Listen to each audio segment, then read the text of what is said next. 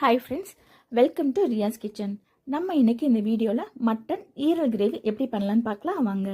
அதுக்கு ஒரு பேனில் கொஞ்சம் நல்லெண்ணெய் சேர்த்துக்கோங்க. நான்வெஜ்ஜுக்குலாம் நல்லெண்ணெய் வச்சு சமைச்சா ரொம்ப டேஸ்ட்டாக இருக்கும்.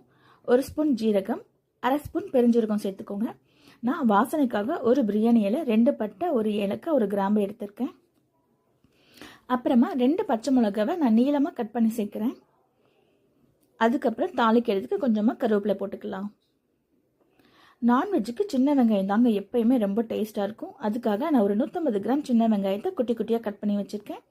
அதை இதோடு சேர்த்து நல்லா வதக்கிக்கோங்க.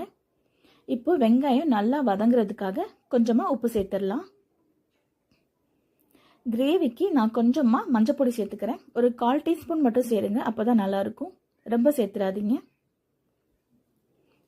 இப்போது நம்ம நல்லா எல்லாமே வதங்கி வர்றதுக்காக நம்ம இஞ்சி பூண்டு பேஸ்ட் இப்போ ஆட் பண்ணிக்கலாம். பாருங்கள் எப்படி நல்லா வதங்கி வந்திருக்குன்னு. இந்த ஸ்டேஜில் நான் 250 கிராம் ஈரல் எடுத்திருக்கேன். அதை இதோடு சேர்த்து நல்லா வதக்கி விட்டுக்கலாம். இந்த மாதிரி நல்லா வதக்கிக்கோங்க. அப்புறமா காரத்துக்காக 1 spoon chilli powder, 1 spoon garam masala, 1 spoon மல்லித்தூள், இது எல்லாத்தையும் ஒன்று போல் சேர்த்து நல்லா பரட்டி விட்டுக்கோங்க. இந்த மாதிரி நல்லா வதக்கிட்டே இருங்க. இப்போது இது நம்ம எல்லாம் வேகிறதுக்காக கொஞ்சமாக தண்ணி சேர்த்துக்கலாம். கிரேவிக்கு நம்ம கொஞ்சம் தண்ணி சேர்த்தாதாங்க நல்லாயிருக்கும்.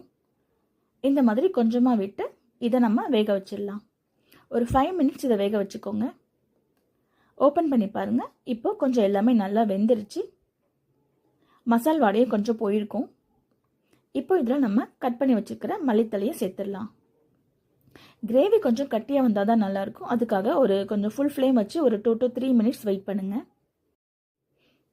நமக்கு ஈரல் கிரேவி ரெடி ஆயிடுச்சு. இது எல்லாருமே நல்லா விரும்பி சாப்பிடுவாங்க. ஒரு சண்டே சுட சுட ரசம் வச்சு இது சாப்பிட்டா ரொம்ப சூப்பராக இருக்குங்க. எல்லாருமே ட்ரை பண்ணி பாருங்கள். என்னோட வீடியோ பிடிச்சிருந்துச்சுன்னா லைக் பண்ணுங்கள்.